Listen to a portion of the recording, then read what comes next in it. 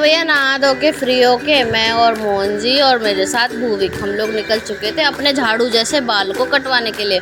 लेकिन उससे पहले हमें रास्ते में मिल जाते हैं ये नदी नाले।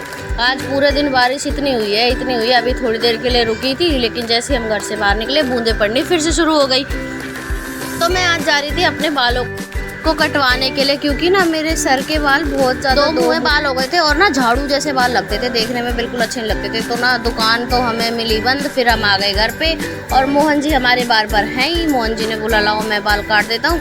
मैंने बोला भाई मल्टीपर्पज़ है, मल्टी टैलेंटेड जिसको बोलते हैं ना, मल्टी टैलेंटेड इंसान वो इंसान है।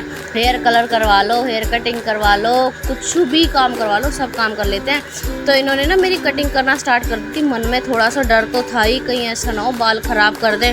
हाइट तो इन्होंने मेरे बालों की बहुत छोटी छोटी कर दी थी, सीरियसली बता रही हूँ, इतने छोटे बाल मैंने कभी नहीं करवाए थे। फिर यहाँ पे ना फाइनली फिनिशिंग की बारी आ गई। तो आप लोग देख सकते हो इतने बढ़िया कटिंग करी थी ना मोहन जी ने मेरे बालों की, इतनी बढ़िया कटिंग करी थी। पार्लर में भी सेम ऐसा ही होता, बट हो सकता है अपने अपने हाथ की सफाई की बात होती है। लेकिन मोहन जी ने मेरे बाल बहुत अच्छे से कट किए थे।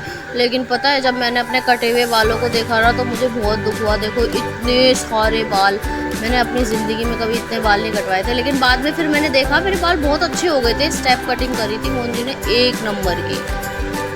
तो बालों की कटिंग करवाने के बाद मैं आ गई थी अपनी माता श्री के घर पे। दरअसल मैं मम्मी के घर पे नहीं आई। यहाँ देखो मेरी मम्मी बैठी हुई हैं, इनकी ना तबीयत ख़राब रहती है आजकल बहुत ज़्यादा। यहाँ ना मम्मी किचन में कुछ बना रही थी, तो इधर मैंने देखा कुछ खाने के लिए है। मम्मी ने बोला एप्पल पड़े हुए हैं खा ले, बट मेरे को फ्रूट्स पसंद नहीं है बिल्कुल भी।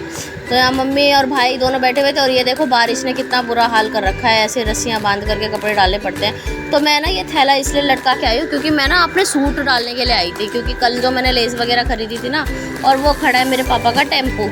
और ये वो गलियां हैं जिनमें हम पले बड़े और आज इतने बड़े हो गए। मेरा पूरा बचपन इन्हीं गलियों में घूम के खेल के, इन्हीं गलियों में हम यहीं पे खेल कूद के इतने बड़े हुए हैं आज। तो मैं ना ये थैला लेकर के आई थी सूट वगैरह इसी में, क्योंकि हाथ में अच्छे नहीं लगते ना लेके। और इधर देखो भाई लगा हुआ था, मैंने बोला मयंक हेलो करके देखा, मेरे मुंह से ना भूविक ही निकलता है जब देखो तब, क्योंकि अब भूविक भूविक रहता है ना पूरे दिन मुंह पे।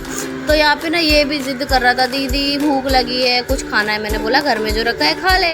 बोल रहे नहीं मेरे को घर का नहीं खाना, मेरे को बाहर का खाना है। और मम्मी देखो खाना बनाने की तैयारी कर रही थी और भाई बोल रहा है, कह रहे मेरे को बाहर का खाना है, इसको पिज़्ज़ा खाना था, क्योंकि बड़ा वाला भाई अपने दोस्तों के साथ गया था पिज़्ज़ा खाने के लिए। तो मैंने इसको बोल दिया, मैंने कोई बात नहीं भाई आ जाएगा तब खा लियो। और यहाँ देखो ये फ़ोन लेके आ गई, मम्मी का फ़ोन बजने लगा था। तब तक फिर मम्मी बात करने लगी। मैंने भी बोला मम्मी मैं भूविक को छोड़ के आई हूँ, मैं जा रही हूँ। और मैं सच में भूविक को छोड़ के आई थी। तो मैंने इन लोगों से किया बाय बाय और चल पड़ी अपने घर के लिए। यहाँ पे भैया मैंने पहन लिए थे अपने पराठे, सॉरी चप्पल, और निकल पड़े हम लोग ना। कभी मम्मी के घर से निकलने के बाद, मम्मी की गली पार करने के बाद यहाँ पे मैंने डाल लिया था अपने सर पे पल्ला। मैं बन गई थी संस्कारी बहू, हालांकि मैं इतनी संस्कारी हूँ नहीं।